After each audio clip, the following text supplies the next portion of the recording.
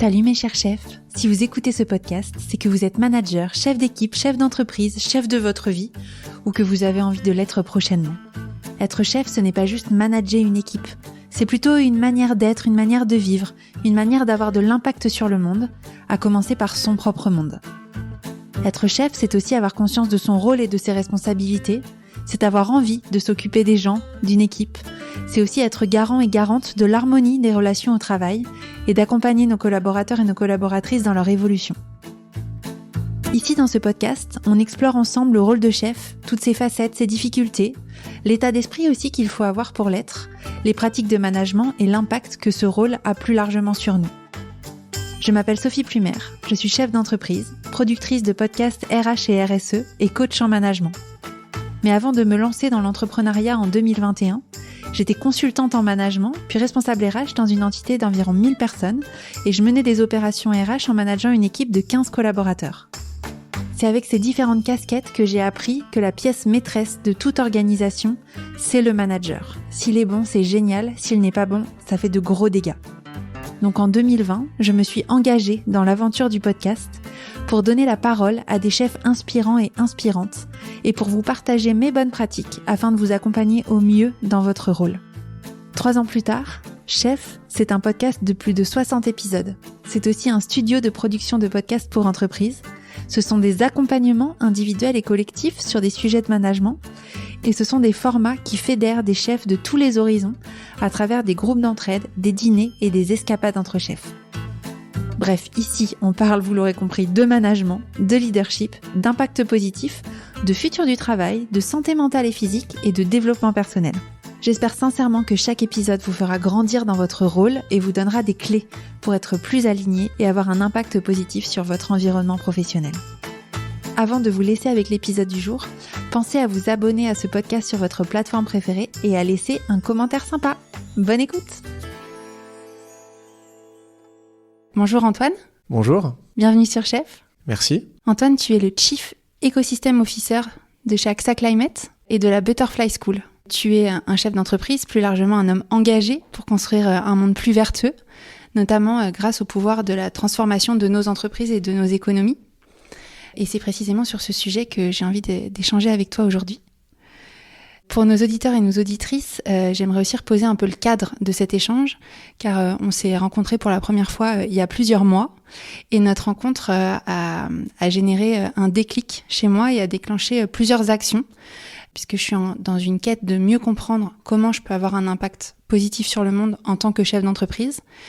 Et grâce à toi, je me suis mise en action de 2 manières. La première action, c'est que avant notre échange, j'entendais parler des principes du vivant, parfois de loin, parfois de près, mais j'avais surtout l'impression que ça ne concernait pas vraiment le monde de l'entreprise, parce que j'entendais parler de ces principes par des gens engagés, beaucoup dans l'environnement, parfois avec des positions d'entreprise un peu à la marge. Et donc, je voyais ça pas comme très efficace au sein de l'entreprise, un peu comme un truc d'écolo. Et quand tu m'en as parlé, ça a résonné plus fort. Et puis on m'en a reparlé derrière et mon regard avait changé depuis notre échange. Et sans savoir vraiment exactement ce que tu m'as dit, mais ça m'a inspiré. Donc je te remercie pour ça. Merci beaucoup et ça me touche beaucoup. Et il y a un côté magique, non rationnel à ce que tu as exprimé et qui me touche d'autant plus. Et donc j'ai pris le temps de creuser ces sujets-là. On a d'ailleurs dû décaler notre enregistrement qui devait avoir lieu plutôt cet été pour que je prenne le temps de creuser ces sujets et notamment de suivre la Butterfly School pour apprendre des choses plus concrètes sur le vivant appliquées à l'entreprise. C'est aussi ces sujets-là que j'ai envie, bien sûr, que tu partages avec nous aujourd'hui. Donc cet épisode, en fait, j'ai envie qu'on le tourne autour de comment on peut créer un monde de l'entreprise qui soit plus vertueux, qui soit plus optimiste, plus humaniste et plus régénératif, puisque c'est quand même ça dont il s'agit. Donc voilà, merci vraiment pour ce déclic. Pour démarrer, Antoine, j'ai une question rituelle sur Chef que je pose à tous mes invités. C'est quel chef es-tu ? Oh là, c'est une question difficile pour démarrer. Et tu parlais de cadre à mettre à l'échange qu'on a. Et de mon côté aussi, c'est un cadre d'humilité. Parce que je pense que sur ce sujet comme ça, on va apporter plus des questions que des réponses. Et c'est chouette. Et c'est comme ça que ça marche. Et donc, je me dis qu'on aura réussi si on n'a pas donné des bonnes pratiques à celles et ceux qui nous entourent, mais qu'on a donné envie à celles et ceux qui vont écouter de faire l'expérience de quelque chose, de cette paire de lunettes différentes. Donc, beaucoup d'humilité de mon côté aussi en entamant l'échange. Quel chef je suis ? Un chef avec plein de défauts, plein de biais, évidemment plein de vulnérabilités. On va dire un chef, en tout cas, qui a réussi à discerner et qui a beaucoup de gratitude pour ça, surtout ces dernières années, ce à quoi il voulait contribuer. Et ça change tout. Et donc, il y a 4-5 ans, j'ai compris que le chef que je voulais être, à l'époque, c'était un chef qui allait veiller à créer un cadre d'épanouissement tout autour pour les hommes et les femmes avec qui je travaillais. Et donc, la mission de vie que je m'étais écrite à l'époque, c'était en 2018, c'était de réduire la souffrance dans le monde du travail. Et puis, après, ça, c'était le début d'AXA Climate. Et ce qui est génial, c'est que l'AXA Climate m'a permis d'être probablement un chef différent au fil du temps. Et le chef que vous avez en face de vous, qu'est-ce qu'il vous dit ? Il vous dit, en fait, il a envie de remettre de la vie dans les organisations maintenant. Et c'est à ça qu'il a envie de contribuer. Donc, un chef qui se connaît un peu mieux et qui a intégré le fait qu'il fallait servir quelque chose de plus grand que lui. Et Dieu sait si ça prend du temps d'arriver à ce discernement. Ça donne de la force, ça fait baisser la charge mentale qu'on a sur les épaules, mais ça prend du temps. Donc j'ai 38 ans et j'ai eu le bonheur de faire cette expérience ces dernières années. Tu me dis, je suis un chef qui se connaît mieux. Comment tu as appris à mieux te connaître ? Alors ça, c'est une grande question. Pour se connaître, en fait, donc il faut avoir une capacité de réflexivité. Et donc, c'est quelque chose qui est pas facile à tenir, mais c'est vivre en même temps un quotidien, des réunions, des projets, une activité. Et puis, s'exercer à réfléchir à la façon dont on a eu de mener ces réunions, ces projets, ces business. Et donc, c'est toujours essayer d'écouter cette petite voix qui se regarde faire. Et c'est cette discipline qui est pas facile, parce qu'on est souvent en mode automatique, comme comme le hamster dans sa roue, qui petit à petit m'a amené à discerner ce que j'appelle un peu le métabolisme du dirigeant, c'est-à-dire au-delà des grandes phrases sur les missions de vie, j'ai commencé par ça. Mais bon, d'autres pourraient avoir finalement la même raison de vie que moi, mission de vie qui est de réduire la souffrance. Elle m'est pas finalement très singulière. C'est finalement d'essayer d'arriver à discerner la façon spécifique et singulière que j'ai de prendre l'énergie et de la restituer. Donc de manière concrète, j'ai eu la chance d'être accompagné par une école régénérative nord-américaine, notamment dont la figure est Carol Sanford, qui a pas mal écrit. Et donc j'ai eu une heure où elle m'a permis en fait de faire l'expérience de ce qu'elle appelle l'essence, c'est-à-dire la façon singulière que j'ai d'être au monde. Donc de manière concrète, ça veut dire quoi ? J'ai compris que ce que je savais faire, c'était manifester concrètement le concept. Donc ça peut paraître un peu bizarre, un peu perché, mais en fait c'est très concret. Ça veut dire que la clé de mon leadership, c'est que je prends des concepts comme régénératif, la durabilité, et puis j'arrive à la rendre concret pour les hommes et les femmes qui m'entourent, et c'est une clé de mon leadership. J'ai compris pourquoi j'avais été à une certaine période de ma vie malheureux en Angleterre, parce que je bloquais un peu sur l'anglais, j'arrivais pas à gripper le concept anglais, en faire quelque chose dans la vraie vie. J'ai compris aussi pourquoi j'avais pas beaucoup de plaisir dans les réunions avec des financiers en parlant uniquement de finance, parce que le chiffre en fait me permet pas de faire jouer ce va-et-vient entre le concept et la réalité. Et j'ai compris pourquoi on était devenu une boîte de formation aussi avec AXA Climate, parce qu'en fait à l'origine en 2018 on est un assureur et aujourd'hui une grande partie de notre activité c'est de la formation. Pourquoi ? Parce qu'in fine un des enjeux de mise en mouvement sur le régénératif et la durabilité c'est de rendre tous ces concepts concrets pour les hommes et les femmes, et c'est comme ça qu'on va aider à l'assurabilité, à la prévention des boîtes. Donc arriver à lire son essence, et on a chacune une essence différente, c'est une chance, parce que maintenant en tant que chef, j'aime pas trop cette expression, mais je m'y attache parce que tu me l'as mis dans la bouche. Au quotidien, en fait, je sais là où je vais avoir de la valeur. Je suis pas là pour donner mon opinion sur tous les projets de la boîte. Je suis là pour arriver à prendre quelques décisions importantes pour AXA Climate, régaliennes, gestion des actionnaires, décisions d'investissement importantes. Par contre, 80% de mon temps, je suis là pour faire parler cette essence au service du collectif. Donc plaidoyer, donc aide sur des éléments pédagogiques, donc aide très opérationnelle sur des activités de conseil pour des clients, parce que je sais ce à quoi je prends plaisir et ce à quoi je pense pouvoir contribuer positivement. Ok. Alors, tu as commencé à nous parler un peu de la mission d'AXA Climate et de Butterfly. Est-ce que tu peux, en quelques mots, synthétiser effectivement ce que vous faites et comment t'en es venu à suivre cette mission, justement ? Hyper intéressant. Donc, AXA Climate, étrange animal. On est 200 personnes qui travaillons actuellement chez AXA Climate. On s'est lancé en 2018. On était à l'époque 3-4, donc on a bien grandi. La mission qu'on s'est fixée dès le début, c'est la mission d'adaptation climatique et environnementale. Donc le message clé, la mission clé, c'est l'adaptation. Et au service de cette adaptation climatique et environnementale, on a accompagné beaucoup d'entreprises et on a maintenant 5 grandes activités chez AXA Climate. On fait de l'assurance climatique, on fait de la formation, du conseil, du logiciel et avec Butterfly, cette école finalement de leadership. Et ce dont témoigne en fait cette diversité d'activités qui est quand même surprenante, hein. On allait vite et on a réussi à développer des business, des activités très différentes. C'est qu'en fait on a appris ce que c'était que l'adaptation en 4 ans. Et on n'a toujours pas terminé à creuser cette notion d'adaptation. On a commencé en 2018 en ayant une vision défensive de l'adaptation, très assureur, on va dire. C'est-à-dire l'adaptation, c'était des risques qui nous tombent dessus, des sécheresses, des montées des eaux. Et donc on s'est dit, en fait, nous, il faut déjà qu'on forme les gens à comprendre les risques climatiques physiques. Et qu'on accompagne les boîtes à se protéger des risques physiques. Et puis petit à petit, on s'est rendu compte, mais en fait, l'adaptation, elle est beaucoup plus large. En fait, c'est une adaptation systémique des entreprises. C'est une capacité de se remettre en résilience.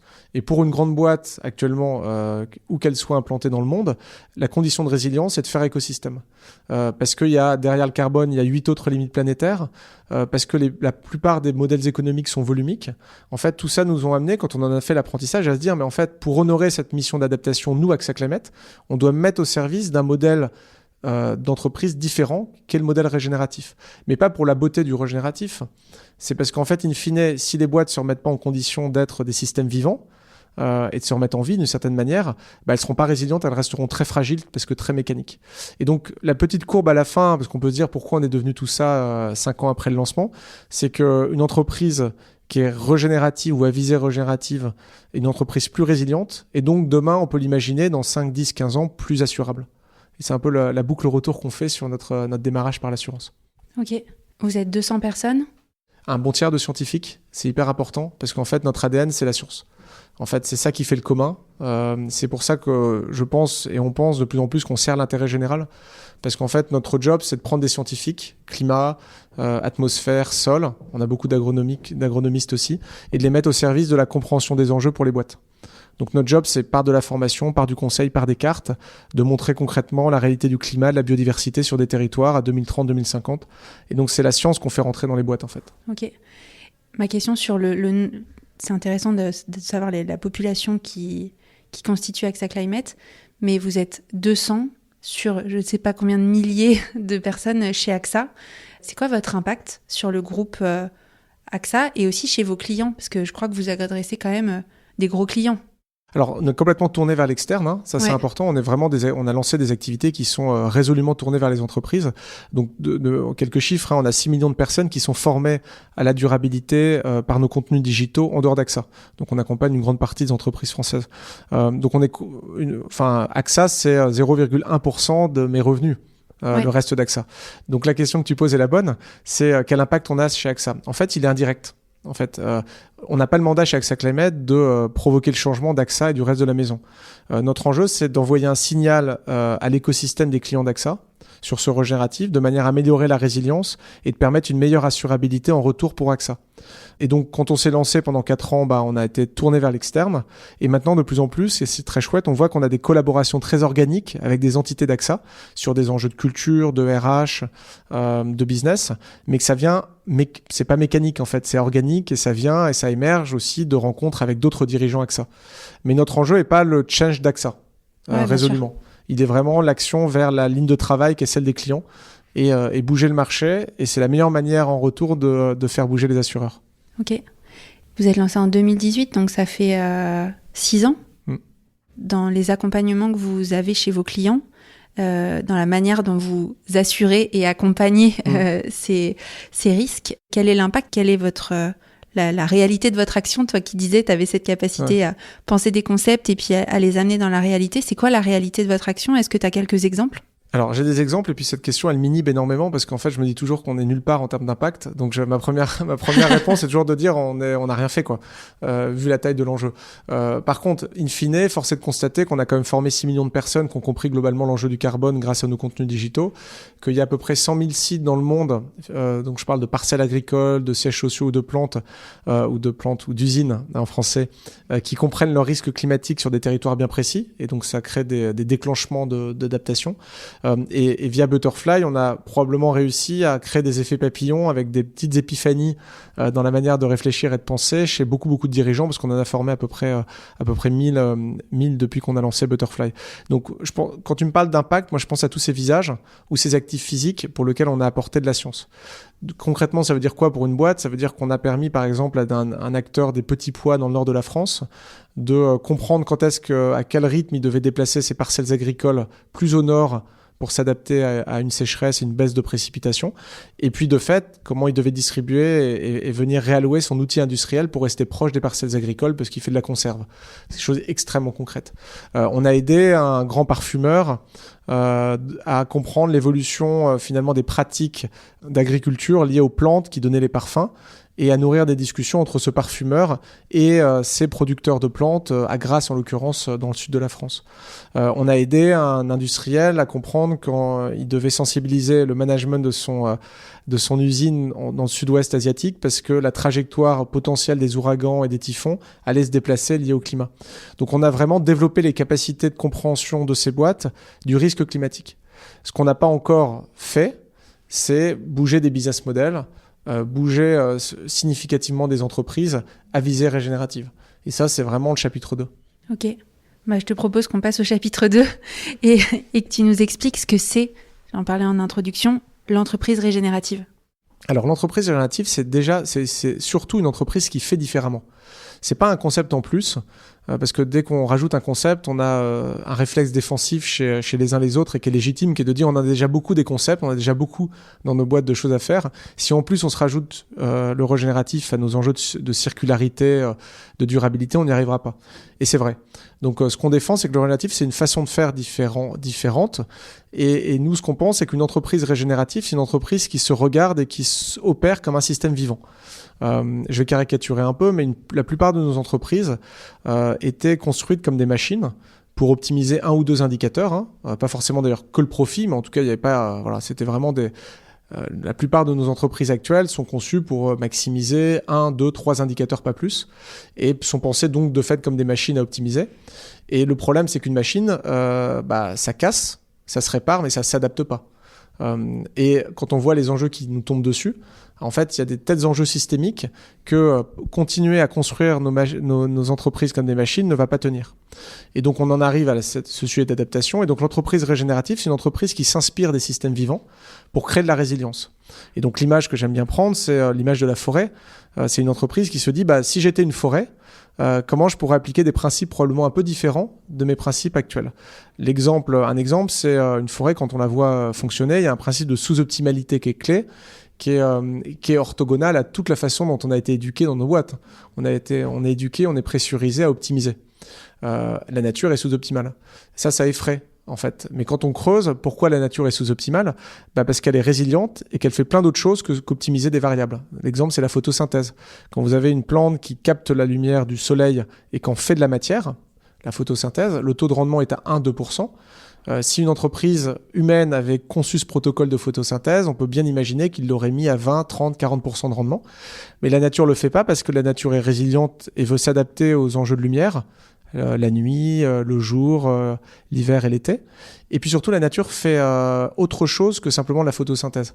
Quand vous prenez une plante, elle sert énormément de bénéfices à son environnement, aux champignons, aux insectes, que simplement avoir un boulot qui est faire de la photosynthèse.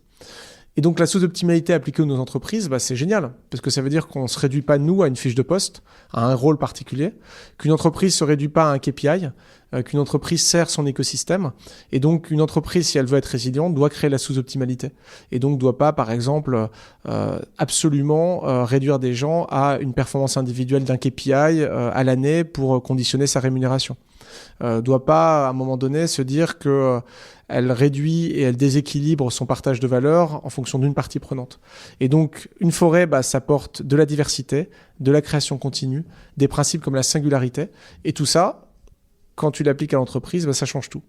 Mais on va pas y arriver du jour au lendemain, donc il faut entamer un chemin progressif, c'est sûr.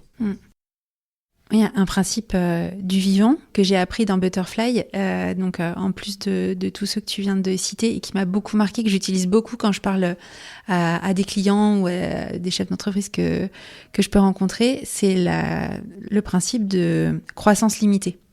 Et j'ai discuté il n'y a pas très longtemps avec la directrice de la RSE d'un gros cabinet de conseil en hyper-croissance depuis 25 ans et qui me disait que eux, ils justifiaient leur croissance. Enfin, en tout cas, ils sont vraiment convaincus que c'est bien de croître de manière aussi importante pour avoir de l'impact sur le monde, pour créer des emplois, pour augmenter les salaires et le niveau de vie de leurs collaborateurs. Donc vraiment, ils sont foncièrement convaincus que c'est le modèle le plus vertueux pour tout le monde, y compris pour la planète.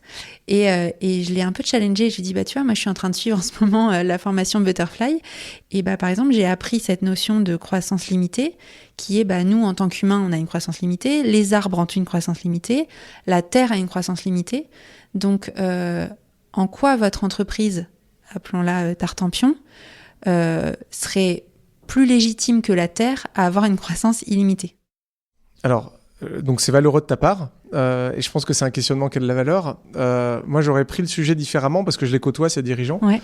Et la manière dont je le prends maintenant, c'est de poser des questions pour échapper, pour le coup, au concept. C'est-à-dire de se dire, en fait, est-ce que ta croissance, est-ce que tu pourrais me parler de la croissance de tes parties prenantes, par exemple? Ce serait la façon dont j'essaierais de l'interroger, de lui dire, mais en fait, tes fournisseurs, comment tu vois qu'ils croient en même temps que toi?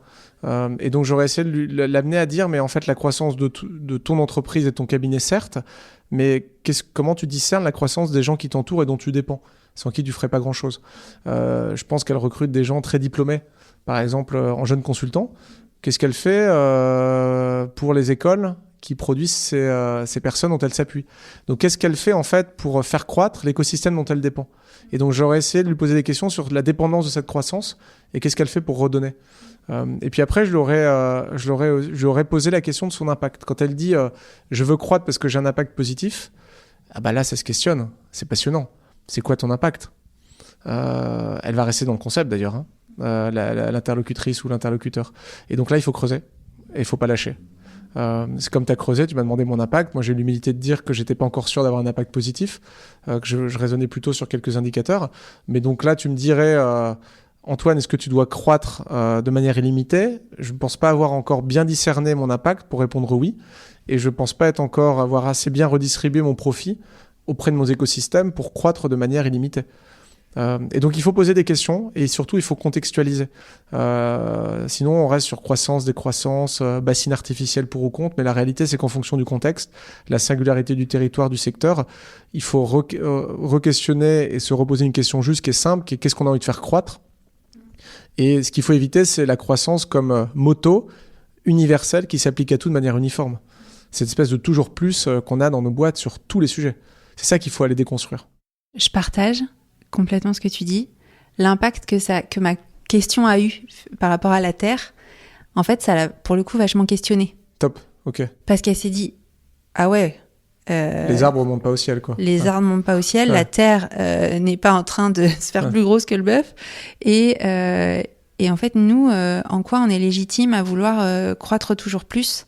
Voilà. Et derrière, il y a un autre apprentissage que je retiens de Butterfly, c'est il y a 9 principes du vivant, et que ce qui est important, c'est pas de jouer sur un ou un l'après l'autre, c'est d'essayer de les maximiser maximiser tous, et c'est ça qui est hyper difficile. C'est de jouer avec ou de les articuler plus que de maximiser. Ou de les articuler. Donc, tout à fait. À la fois la croissance limitée, la sous-optimalité, la diversité, la singularité, etc. Et c'est ça qui... Parce que se dire, en fait, j'arrête de croître... Ok, ça c'est super, c'est presque super simple. Mais j'arrête de croître et je mets la sous-optimalité et tu parlais de parties prenantes, etc. Comment on... Et de création continue, là c'est un autre délire, quoi. Merci, parce que c'est vraiment, là pour le coup, merci. L'articulation, elle est clé, t'as raison. Et il y a un autre point aussi, quand elle a réagi sur la Terre. En fait, ce qui est assez amusant, c'est que la plupart, notamment les cabinets de conseil, en fait, ils ont pas du tout atterri sur la réalité. En fait, c'est du service. Et donc, quand elle te dit c'est cool de croître, en fait, je caricature, mais elle pense qu'à elle. En fait, elle n'intègre que sa boîte. En fait, elle pense pas écosystème. Et donc, l'amener, c'est pour ça que je posais la question de l'impact, l'amener à tirer le fil de l'impact des entreprises qu'elle accompagne, pour comprendre que, in fine, ces entreprises gèrent de la matière, donc se confrontent aux limites planétaires. Enfin, franchement, 99% des cabinets de conseil que je croise, ils n'ont pas tiré ce fil. Et parce qu'en fait, c'est pas qu'ils veulent pas, c'est qu'en fait, on n'est pas habitué à tirer ces fils. Ouais. Alors, on parle d'écosystème. Toi, tu t'appelles Chief Ecosystem Officer. Pourquoi ? Alors, c'est une bonne question. Probablement pour... alors déjà, moi, le job une des valeurs et un des rôles que je prends, au-delà d'essayer de contribuer à développer Accès Climate, c'est d'envoyer des signaux à l'extérieur. Parce que je suis chez AXA, donc je suis entre guillemets au cœur du système, au cœur d'une grande entreprise. Et donc ma vocation, et je le vois vraiment comme ça, mon plaidoyer, c'est d'envoyer le signal d'une position crédible, avec une marque crédible, une entreprise crédible. Et donc quand je mets Chief Ecosystem Officer sur LinkedIn, je pense que ma première intention, c'est de faire réfléchir, tout simplement. Et que les gens se disent, tiens, c'est bizarre. Voilà, et donc ça amène ta question. Donc après, moi, la réponse que je la donne, c'est simplement que je vois vraiment mon rôle de dirigeant comme un rôle de condition indirecte. C'est-à-dire que je suis pas là pour dire aux gens ce qu'ils doivent faire, le produit qu'ils doivent développer, etc. Et d'ailleurs, je l'ai pas fait pendant 4 ans. En fait, j'ai créé des conditions indirectes, donc beaucoup de la RH et de la culture, de manière à pouvoir faire émerger des leaders qui ont fait émerger ces business. Et donc, écosystème parce que indirect, en fait.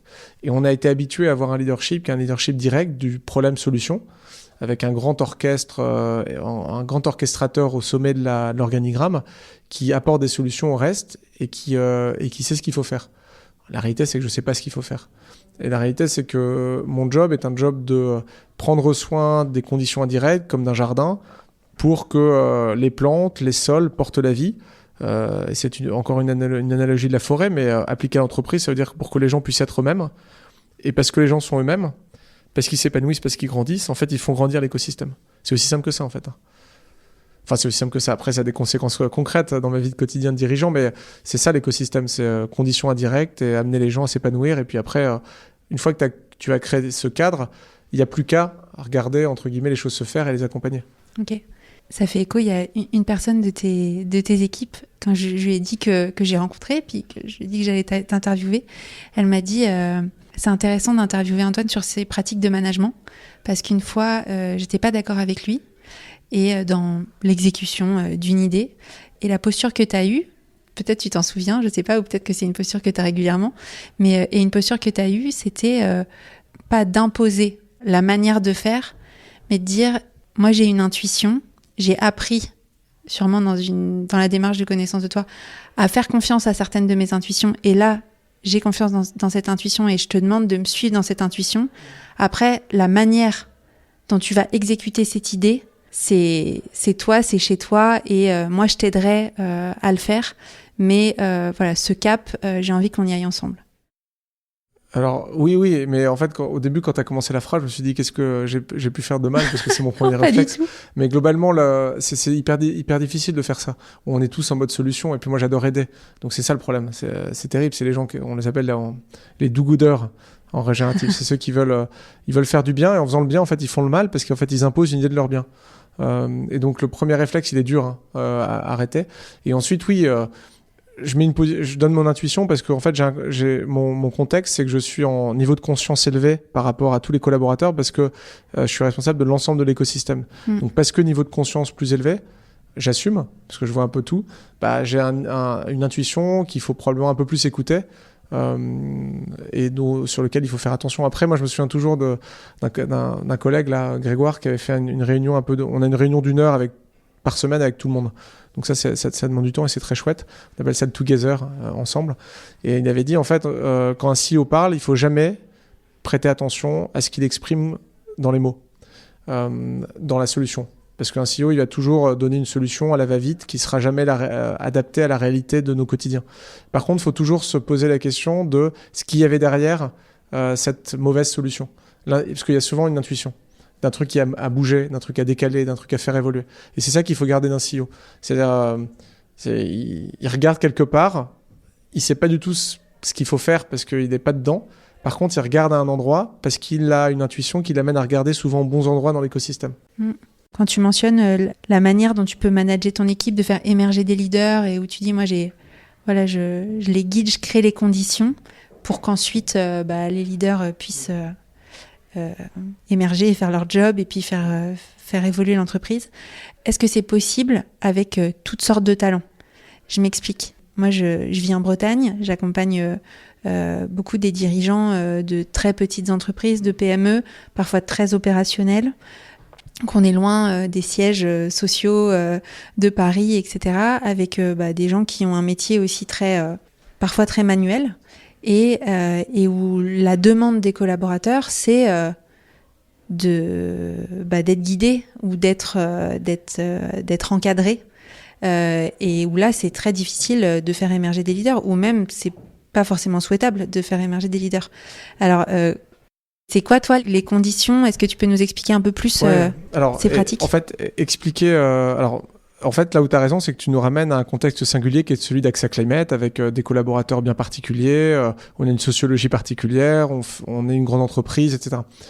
Là où je te rejoins, c'est qu'en fait, quand tu es une petite boîte d'artisanat dans le territoire, tu peux pas souvent te payer le luxe de ce positionnement un peu indirect du leader, et en fait, tout est OK. Je pense que ce qui est important, c'est l'intention de développement des gens. C'est-à-dire que oui, il y a des gens qui ont besoin de cadre, mais ça c'est super. Et tu sais quoi ? En fait, ils ont raison d'avoir besoin de cadre parce que le cadre, ça s'appelle apprendre. Et donc l'expertise, c'est génial. Et donc quand tu commences l'ébénisterie, tu as besoin d'avoir un ébéniste qui a un peu d'avance, qui t'apprenne le geste. Et ça, je pense qu'il faut... Moi, j'ai déconstruit un peu l'idée que l'expert était celui qui micromanageait, qui abêtissait. En fait, je pense que celui qui micromanage, c'est plutôt le manager... on va dire du modèle organisationnel bureaucratie. Voilà. Dans une petite boîte, il y a moins de bureaucratie, il y a moins d'entropie. Et ce qui se joue, c'est un contact beaucoup plus connecté, une connexion beaucoup plus à la réalité du client. Et là, ce qui se joue, c'est une transmission d'expertise. Mais il faut s'assurer, même le leader d'une ETI, etc., moi j'en connais aussi beaucoup, c'est qu'en fait, il y a une différence entre un leader qui fait exécuter bêtement et un leader qui transmet une expertise qui va permettre à la personne de grandir dans son métier. Et il y a c'est noir et blanc, hein, souvent en fonction des leaderships. Et ça, c'est des gens très connectés. Simplement, ils ont une envie de développer les gens. Et ça se ressent d'ailleurs. Toi, est-ce qu'il y a une ou deux pratiques que tu appliques en tant que manager que tu as envie de nous partager ? Alors, il y a une pratique qui est intérieure, qui est de commencer une réunion. Tout point de... À chaque fois que je commence une réunion où je rencontre quelqu'un, en fait, je m'oblige à me dire dans la tête, c'est chouette, je vais pouvoir apprendre. Pour aller casser une posture assez habituelle, souvent, qui est de dire j'ai rien à apprendre, ça m'intéresse pas. Et ça, un manager qui commence une réunion avec un collaborateur en considérant qu'il a rien à apprendre, c'est un manager odieux. Quand ça m'arrive, je suis caractériel, je suis colérique, je suis pas sympa, je suis fermé. Donc ma bonne pratique, c'est de me dire en fait, c'est cool, toute rencontre est opportunité d'un apprentissage. Donc ça, c'est un truc hyper clé. Après, ce que je fais, je fais un peu moins là récemment, mais ce que je faisais, c'était que le dimanche soir, quand je préparais mon agenda, en fait, je fais 3 cafés au hasard avec un collaborateur.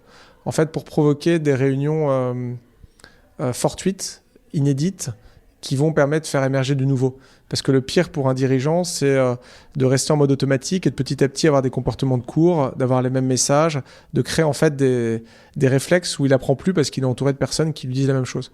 Et donc aller chercher, on va dire, du fortuit, de l'inédit par des rencontres en fait avec n'importe qui choisi au hasard, ça c'est hyper fort pour travailler sa prise de conscience et ce qu'il fait.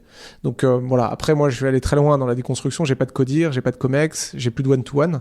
Donc j'ai cassé complètement les logiques de reporting un peu classiques.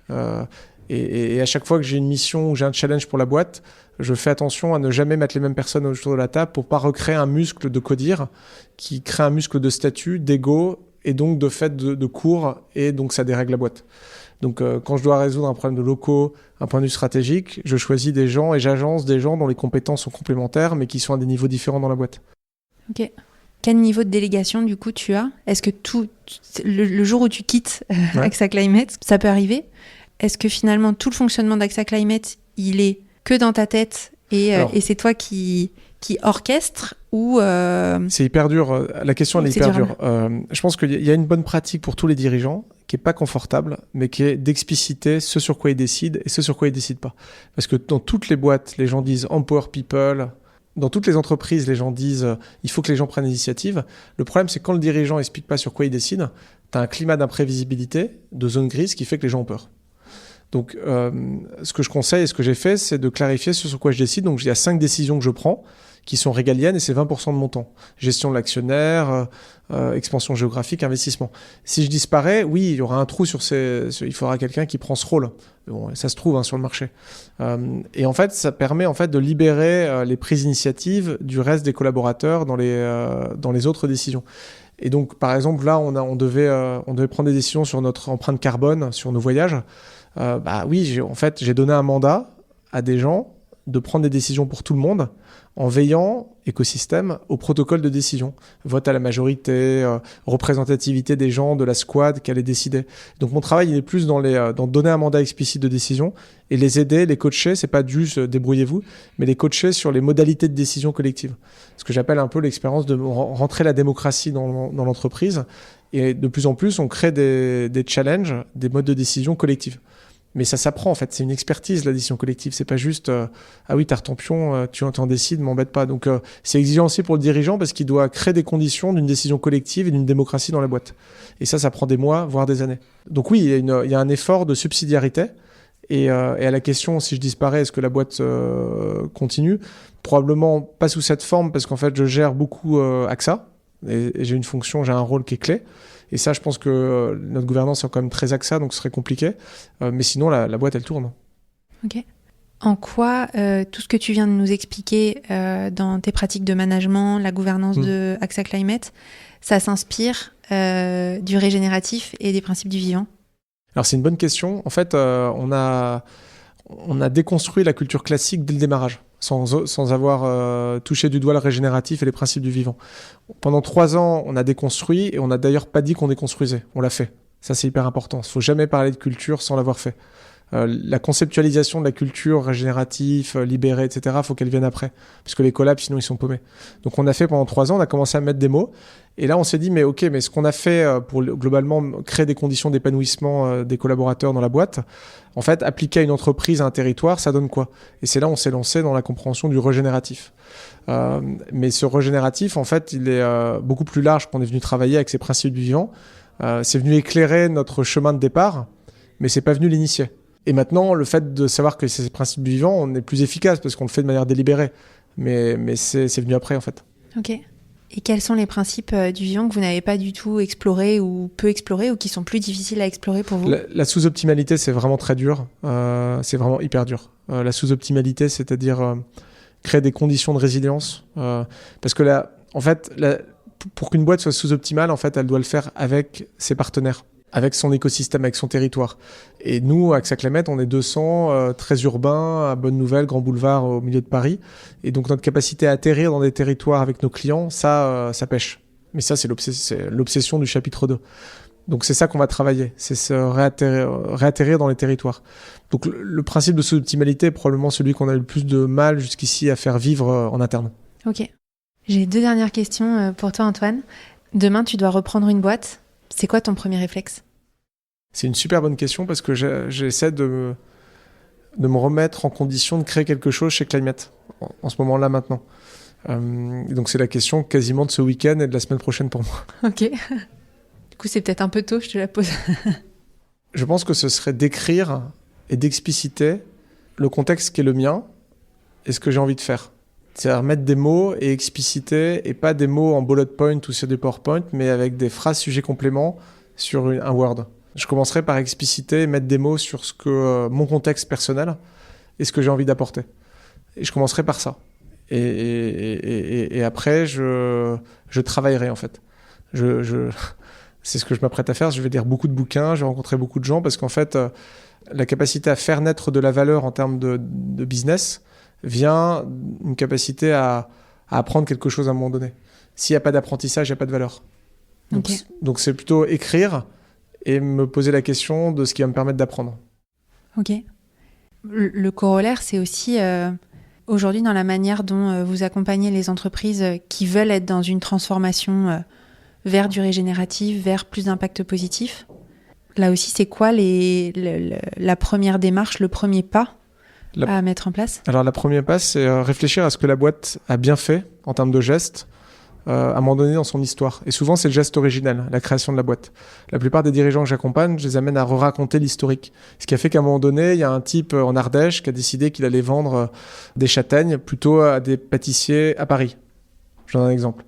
Parce que le retour au geste initial, il est hyper important, parce que c'est ce sur quoi il faut s'appuyer pour le futur.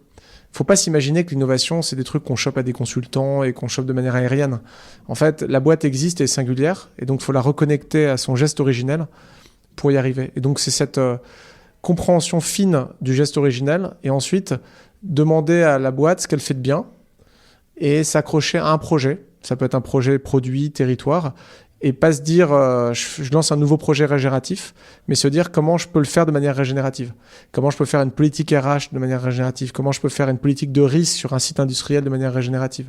Et donc développer la capacité des gens qui font le projet dans la boîte à le faire de manière différente. En faisant le pari que de ça, il y aura plein d'effets papillons, et petit à petit, la boîte va arriver à faire l'expérience de quelque chose de différent. Ok. Dans les deux exemples que tu viens de donner, que ce soit pour créer un nouveau business ou pour transformer un business existant, finalement, ça passe par écrire, démarrer l'histoire ou revenir à l'histoire, en fait. Hein. Tout à fait. Ce que je retiens, c'est un peu la même démarche. Ouais, exactement. Et ma dernière question, c'est généralement une question que je pose aussi en premier, mais qu'avec toi, j'avais envie de poser à la fin. Dans toute cette saison de chef, je cherche à comprendre comment je peux avoir en tant que chef un impact positif sur le monde. Et derrière ce concept, la grosse question, c'est ça veut dire quoi avoir un impact positif sur le monde? Donc ma question pour toi, c'est qu'est-ce que ça veut dire pour toi, Antoine, avoir un impact positif sur le monde? Je pense que quand tu es aligné, quand tu te connais assez, en fait, l'impact positif, il vient du fait que tu te développes et que tu suives ce que tu es, que tu deviennes qui tu es. Donc, je me dis, plus je deviens qui je suis, plus l'effet induit, ce sera d'avoir un impact positif. Et je ne sais pas quel sera cet impact positif. Mais je sais qu'en tout cas, la façon dont j'aurai de sentir que j'y suis, c'est l'alignement, mon alignement et ma capacité à me développer en tant qu'être humain. Donc, Ça viendra. Je suis assez optimiste. Trop bien. Purée, ça fait vachement écho à la mission que j'ai avec Chef et à mon chemin personnel. Donc ça résonne encore de ouf. Cool. Ah d'accord, super, génial. Parce que moi, la mission que je me suis fixée avec Chef, c'est d'accompagner les dirigeants vers plus d'alignement et plus d'impact positif. Ah tu vois, c'est pour ça que tu l'as réservé à la fin, la réunion. Exactement. C'était d'ailleurs, c'est dans 6 mois que tu reprends. Ouais, c'est ça. Ouais. La dernière phrase est la bonne. Merci beaucoup, Antoine. Merci beaucoup. Vous venez d'écouter un nouvel épisode de Chef. J'espère qu'il vous a été utile pour mieux vivre votre rôle de chef si épanouissant mais aussi si complexe. Merci pour votre soutien et pensez à vous abonner à la chaîne du podcast sur votre plateforme d'écoute préférée. Ça vous permettra d'être informé à chaque fois qu'un nouvel épisode est diffusé. Vous pouvez aussi vous abonner à la newsletter que j'envoie un vendredi par mois. Et si vous avez des questions, je vous rappelle qu'il y a le répondeur de Chef sur lequel vous pouvez laisser des messages vocaux. Et j'y réponds soit directement par email, soit par l'intermédiaire d'un épisode de podcast quand votre thème concerne plus de monde que vous. Voilà. Je vous dis à très bientôt et prenez soin de vous.